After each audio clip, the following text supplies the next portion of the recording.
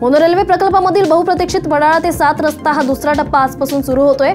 अत्यंत वर्दळीच्या भागात दुसरा टप्पा सुरू होतोय, त्यामुळे आतापर्यंत तोट्याचा प्रवास करणारी मोनो नफ्याच्या ट्रॅकवर येण्याची आशा आहे। परळ टर्मिनसचं उद्घाटन आज होणार आहे। रेल्वे मंत्री पियुष गोयल यांच्या उपस्थितीत या टर्मिनसचं उद्घाटन होईल। यावेळी नव्या परळ टर्मिनसहून अप आणि डाऊन अशा दोन्ही मार्गावर 32 लोकल फेऱ्या चालवण्यात येणार आहेत।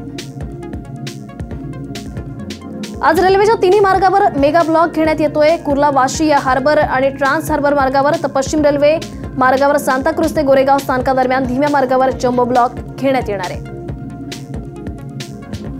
राष्ट्रवादीचे सर्वेसर्वा शरद पवार यांची आज नाशिकमध्ये सभा होणार आहे। यावेळी शरद पवार काय बोलणार आहे याकडे सगळ्यांचं लक्ष लागलंय। तसंच यावेळी ग्रामविकास मंत्री पंकजा मुंडेही याच मंचावर उपस्थित राहणार आहेत।